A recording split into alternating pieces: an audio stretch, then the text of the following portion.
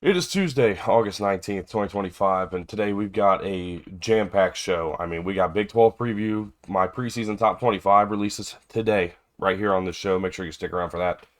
And then we've also got some news to talk about, some recruiting news, some injury news, all kinds of stuff here today on the show. So make sure y'all stick around, make sure y'all tune in, and make sure if you're new, you like, subscribe specifically. We're still trying to hit 200 by the time we hit Saturday, aka week 0.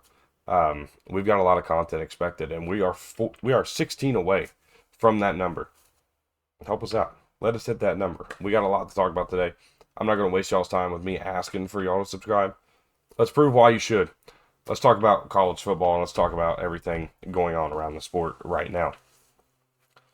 Starting off with some of the bigger news, we had some injury news drop over the last couple of days. We've had some starting quarterback news drop. I'm going to start with the injury news. Michigan offensive lineman Andrew Babaloa, a five-star offensive lineman that was recruited last season, is expected to miss the rest of the season or the whole season with a knee injury. Now that's a big blow to this Michigan offensive line that people question their depth, and I'm certainly one of them to an extent because we saw it last year that they had some struggles, especially if guys started going down, they really were in trouble.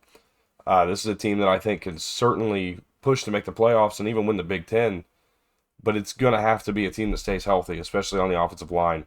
Babaloa going down is a big deal, but they still have guys that I think can step up and play in the role. So we'll see how that plays out, what it looks like. But for right now, that's a big blow for the Michigan offensive line. Moving on to Texas Tech, Quentin Joyner has announced he had a torn ACL. That he will miss the entire season for Texas Tech. That's a big deal because Quentin Joyner was expected to be a guy who really, I thought, stepped up and became kind of a playmaker. He's a transfer in from USC, a guy that they were really high on, thought he might be a really good pairing with the passing game of Baron Morton, a really good pairing in the backfield. And now that we're going to miss out on that, at least in 2025. So sure, he'll come back in 2026, but for right now, that's a big blow to Texas Tech and their offense. They got a lot to figure out at the running back position. Some starters have been announced. I don't know if I mentioned it yesterday, but Steve Angeli was announced as a starter for Syracuse. He's a transfer in, of course, from Notre Dame. C.J. Carr announced as a starter for Notre Dame. That happened just a few minutes ago here before we got started recording. Some bigger news still coming, of course. Ty Simpson was announced as the Alabama starter. Um, Julian Sand announced as the Ohio State starter. A lot of that news is starting to come out now, so we're going to keep up with as much of that as we can. Keep in mind, over the next 3 days, or the next 2 days until Friday, so Tuesday, today, tomorrow, and Thursday, you're going to see a little bit different. Tomorrow and Thursday are going to be really not a lot of news included. That's because I got to go out of town. Unfortunately, for those that don't know, my dad passed away, and it's been tough. But I got to go back home and sort some of that stuff out, and yeah, that's been a tough one. So yeah, that's kind of why the sporadic uploads have been going on. That's kind of why we've had some issues here, especially today, getting the video out late. That's why I'm going out of town this week. So yeah, appreciate everybody for tuning in. And again, just remember that the next 2 days aren't going to have a whole lot of news. We'll get back to some news on Friday, along with our Take 10 and everything else. I will be back in town Thursday night. Five-star running back Savion Hyder has announced his commitment to Michigan. That's a big deal. Michigan, even with all the sanctions being announced, all the sanctions dropping, Sharon Moore continues to win on the recruiting path. He has put together 2026 recruiting class that looks like it's going to finish probably top 10. Last year's recruiting class was just outside. 2027's recruiting class is off on the right foot. Of course, they just picked up Peter Bork, a quarterback, in the 2027 class, the top-ranked quarterback, is, to my knowledge, in the 2027 class. And, or one of the top-ranked quarterbacks. I shouldn't say top-ranked up. I don't know that for certain, but what I can tell you is that I expect this to continue. I don't really see many changes happening in the recruiting world. I think Sherrone Moore's done a great job. I think he's had this team motivated and ready to go.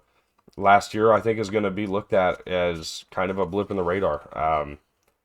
If I'm being completely honest, I don't really see another 8-5 year. I don't really see 7-5 in the regular season. If we did, that would be a different story. But for right now, I think that a lot of people are wanting to see Cerrone fail. A lot of people are wanting to see Michigan fail because of however they feel about the sign stealing scandal, however they feel about the program or being their rivals. But I don't think Michigan's going anywhere. I think it would be kind of silly to even assume that at this very moment. I could be wrong. I've been wrong before. I don't see that personally happening.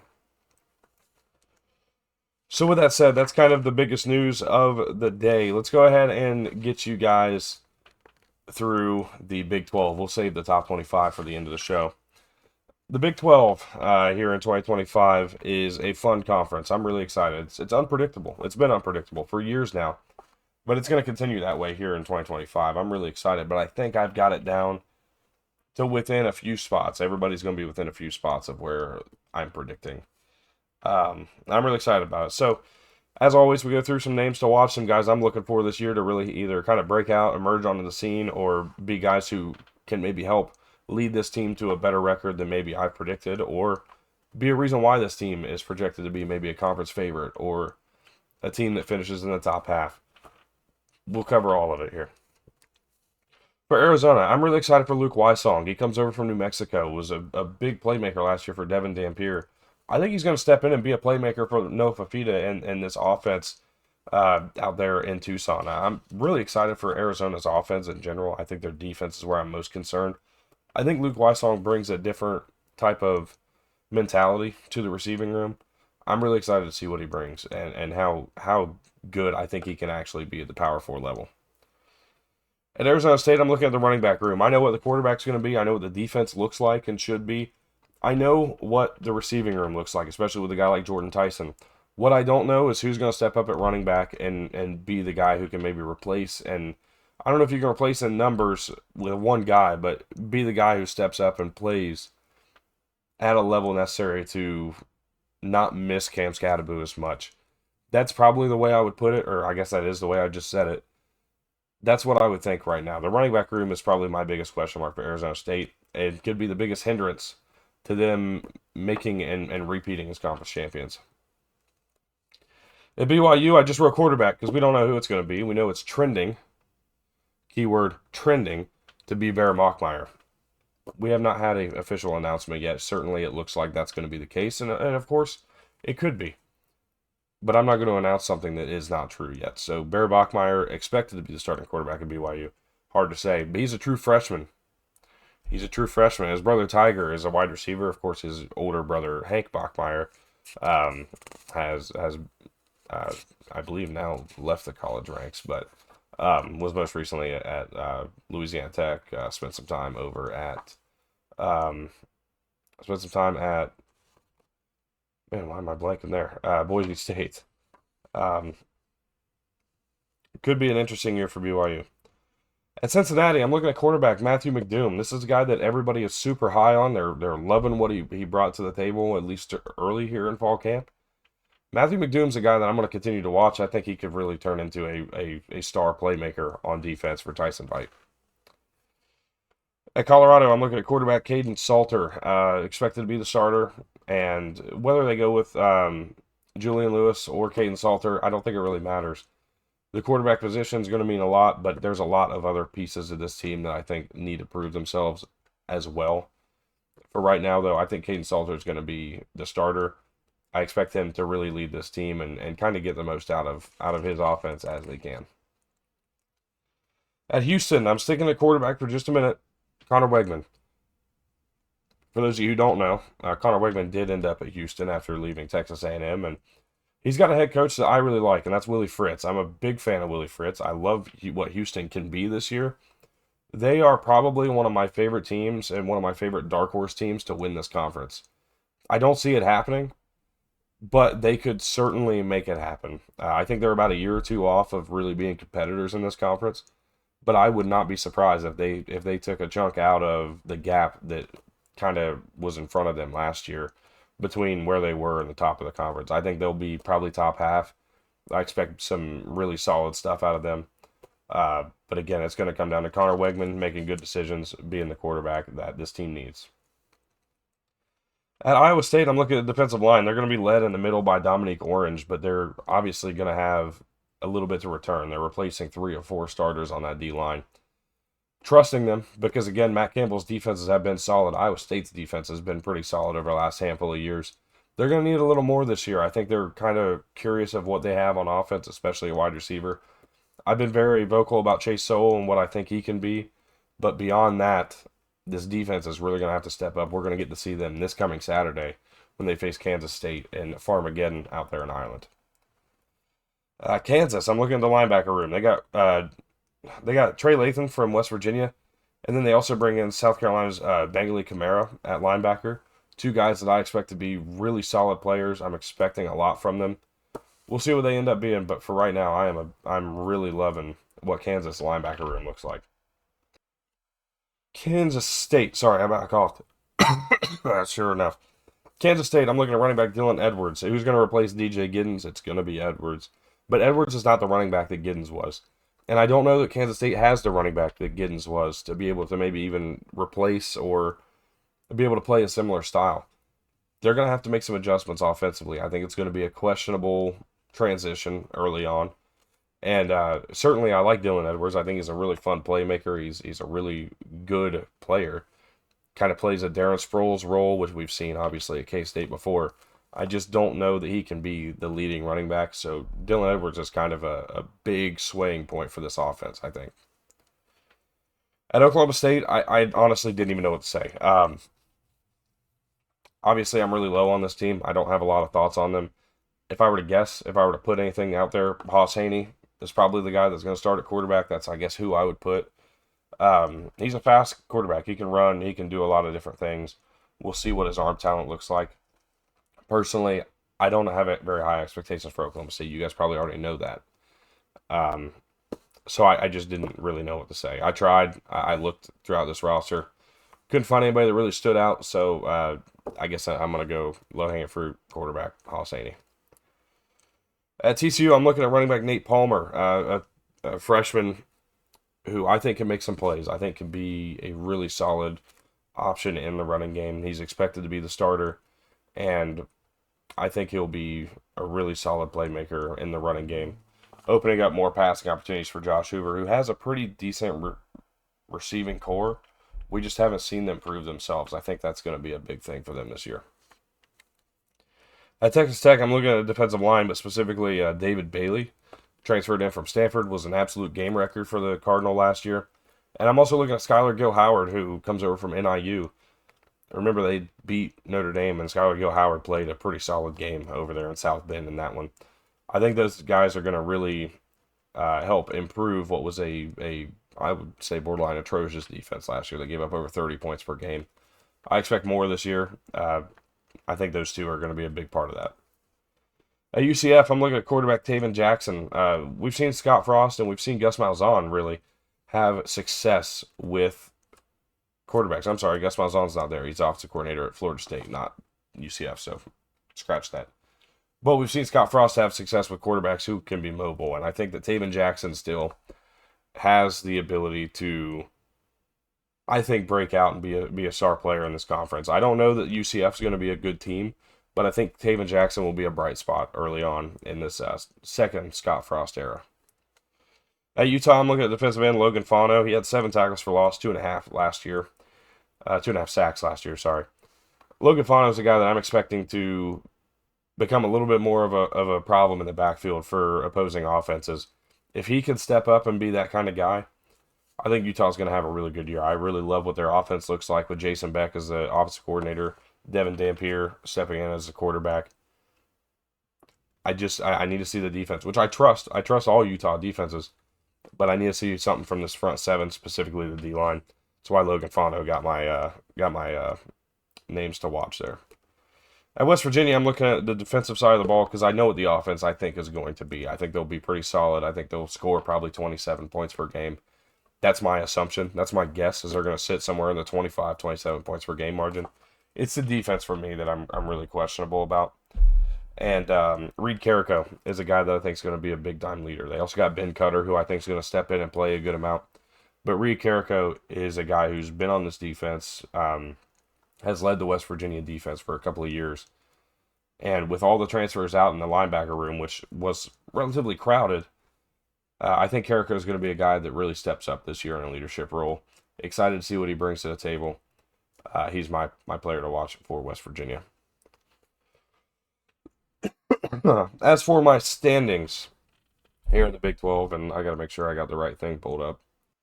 So you heard me say I got to make sure that I had the right thing pulled up. I did not. I had the ACC predictions up, so here we are.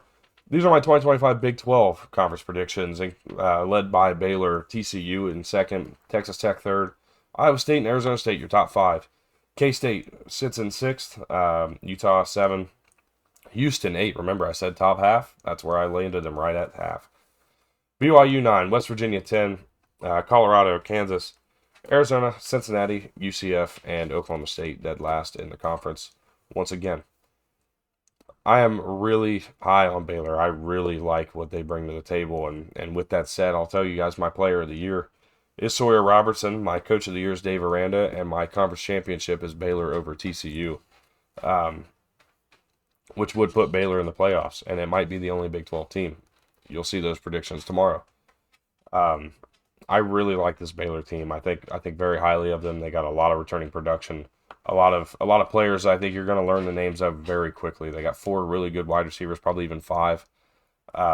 They utilize their running backs really well. Sawyer Robertson does a lot with his legs and through the air. I think he's going to be really solid taking care of the football. He did a really good job of that last year, even at times. The defense, I like what they bring back on defense. I think they're going to be even better this year. Baylor, to me, just feels like the team that we know the most about, feels to me like the team that I trust the most. And to be honest, we were talking about Dave Aranda being fired a couple of years ago, and I think that this season is going to show that Baylor's not going anywhere. It just took time for Aranda to do what he needed to do. I really like this team. I really like TCU. I like Josh Hoover. I think he's one of the better quarterbacks in this conference, better quarterbacks in the state. And that's why I have TCU up there. Texas Tech I have in third. I like Texas Tech. I think they're going to be a good team. Same with Iowa State. I have all 4 of these top 4 in at a 10-win year. It's just a matter of or all 4 of them having 10 or more. Baylor being a 11, 12-win team with a conference championship. TCU being 10, Texas Tech being 10, Iowa State being 10. Tiebreakers were just what I thought was going to happen most likely. Arizona State sitting in Kansas State, Utah, all 3 of them were 9-3, 6-3 in conference. Thought a lot of them. Really expect some good out of them. I didn't feel like they were better than who I have at the top here. Houston again, I think it's a team. We're talking about anybody that's from 8-16 on this that can really surprise somebody and win this conference. I think Houston's the team. The top 7 are the teams that I think have the best shot. I think any of them could win it. But Houston's the team below that I think can get it done. That's my prediction on the Big 12. Let me know what you guys think, what you guys have as a conference championship or your player of the year. Whatever you disagree with, feel free to post it in the comments because I'm here for it. I love all the conversation. Enjoy having that back and forth with you guys down below. So make sure y'all do that. Make sure y'all tune in. Or, tune into the comments. And again, I ask, if you guys are new around here, leave a like, but subscribe. It helps us out. It helps this channel get viewed more. And, I know you don't always agree with what I say. I mean, if you did, it'd be great, but you don't always. Nobody does. But I do appreciate y'all tuning in. I hope you guys will stick around and continue to tune in. And if you've made it this far, perfect. Top 25 is coming out right now. As a matter of fact, I'm going to go ahead and save the long dramatic pause. And there is your preseason top 25 here on Armchair Analysis. Clemson is my number 1 team. I've said it. I've kind of hinted at it. But I can tell you with honesty, Clemson is my number 1 team. Now, why? There's a handful of reasons. I think they have probably... I think we know the most about them, first off. And obviously that doesn't always mean that they are the best team because we know the most. But This is a team that made the playoff last year and was, I think, a really decent team last year. They had some moments, they needed some things to fix. But what they did fix was their defense. They bring in Tom Allen from Penn State to lead this unit. And you have guys like Peter Woods. You have guys like Will Helt, who you bring in from Purdue. Yes, by the way, Clemson did use the portal this year. Um, Peter Woods, TJ Parker as well. You got three absolute monsters on the defensive line. If I'm not mistaken, Wade Woodaz is back at linebacker. He's a guy who's going to be a big time leader for this team as well.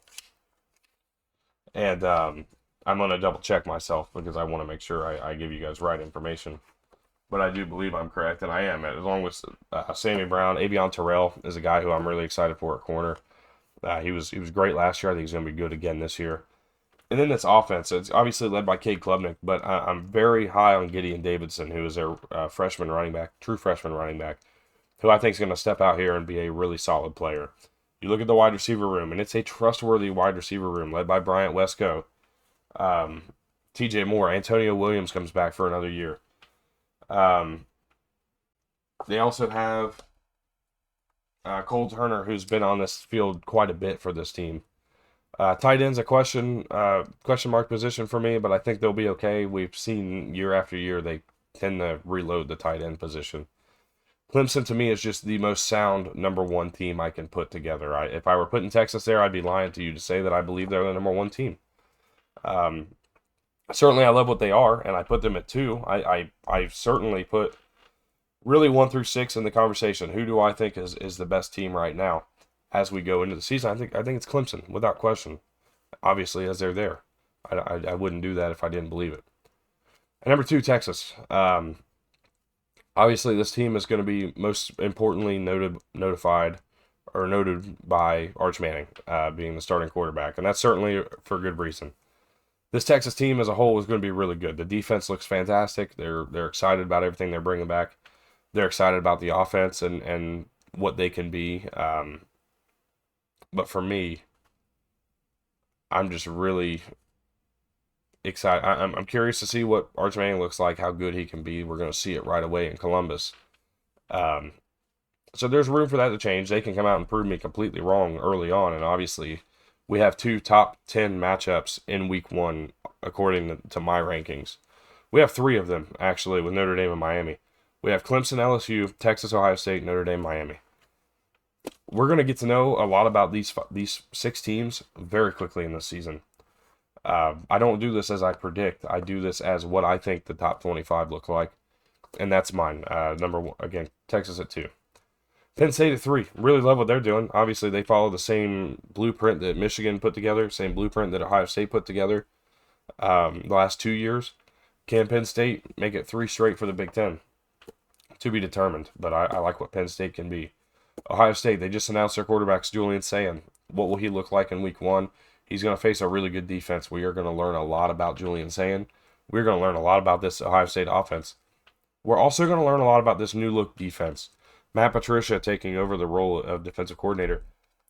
I should say the same about the offense. We know exactly that Brian Hartline's the offensive coordinator. But we're going to learn a lot about what Ohio State's defense is right away in week 1. They're going to play a really good offense. It's going to tell us what we need to know. Notre Dame at 5. The biggest thing for me was quarterback, CJ Carr. Out of the new starting quarterbacks in this top 6, he's probably the one I trust the least because we know the least about him. We have seen the least of him. CJ Carr is going to have some shoes to fill. The last couple of years, Notre Dame's had some good quarterbacks. What can they do this year? I think they're a team that can compete for a national championship, genuinely. But it's going to start, and we're going to learn early. Again, they're going to play Miami down there at Hard Rock Stadium. They're going to play week 1 there, and then they're going to skip a week, and then they're going to play Texas A&M at home. First 2 games of the year, we're going to learn everything we need to know about this Notre Dame team. They're at 5 for me. At 6, I got Georgia, and that's low for Georgia, but I think that's a solid place for them to be. I like Georgia. I think they're going to be a good team this year. I just need to see what they look like. I need to see them be able to run the ball and run it consistently. Something we didn't really see enough of last year. I think we kind of saw them fall into this reliance upon Carson Beck, which failed them at times and it helped them at others. But one thing that we know was they dropped the ball a lot, and they tried to address that, try to go about that a little differently. Gunnar Stockton being the new quarterback. We know the defense is going to be good. There's a reason I'm not talking about that because we know. But this team, this Georgia team, I think has some serious talent. I think they're going to be really good again this year. Certain, I think, to make the playoff. At 7, I got Oregon. Dante Moore. We're talking about new quarterbacks that I don't trust. He's probably one of them, but they have a schedule that's workable, and I think they can make a lot of good things happen. Oregon's a team I have some pretty high hopes on. LSU I really like. Biggest thing for me is they have a tough week 1 game, and then they also play. Um, they don't play Georgia and they don't play Texas, but they do lose a game somewhere. In my prediction, they end up 10-2, 7-1 in conference play for me. I have them at number 8. I know some teams love them as a national championship contender. Don't know quite how confident I am in that, but I do think that this LSU team is good. I put them at 8. Arizona State at 9. What I see in them and what I know of them gave them a little bit of a nod over some other teams. Therefore, Arizona State at 9. Miami at 10. Like what they can be. We'll see Carson Beck. We'll see how healthy he is. UCL injury is not a joke. I've been through it, dealt with it. We'll see what he ends up being.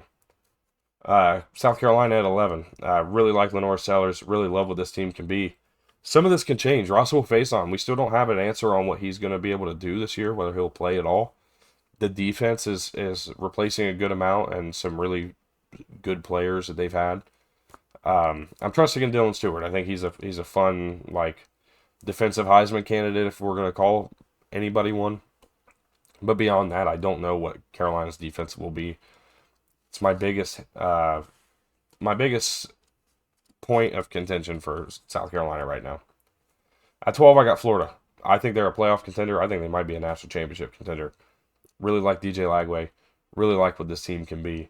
They are a lot of fun early on paper to watch. Can't wait. You'll see my playoff predictions later. I've got plenty to say about them. Michigan at 13. I think they are a top 15 team. I love the defense. I think they're going to be really good again. The offense, Chip Lindsey, what do they look like? What do they try to do? I think this is going to be a run-heavy team still. I think that they've got 2 amazing running backs with Justice Haynes, Jordan Marshall. The offensive line, we talked about Andrew Babaloa being hurt, but I think that they'll be able to overcome even that injury. The O-line will be good. The defensive line, I think, is going to be good. Michigan gets back to winning the line of scrimmage and gets back to being the football team that we expect them to be. I think they'll be a really good team this year. Alabama at 14. While I'm not high on them, this is not about what I predict them to be. I think that they are the 14th best team. They've got it on paper. They've got it even on the coaching staff. Biggest question mark, Ty Simpson. What can he do? Will he lead this offense to a playoff appearance, or will it kind of flounder? And if it does, can one of these other quarterbacks on the roster make a play? Austin Mack or Keelan Russell.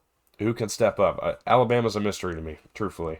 While we know what a lot of the good players are, even Jam Miller getting hurt is a big deal. And if Jam Miller misses significant time, and more than just Florida State, Alabama's got some serious questions to answer. That's all I will say as of this time. Oklahoma at 15. I like John Mateer, but a huge fan of him. What I think he can be this year is he can shoot for the moon on it, really.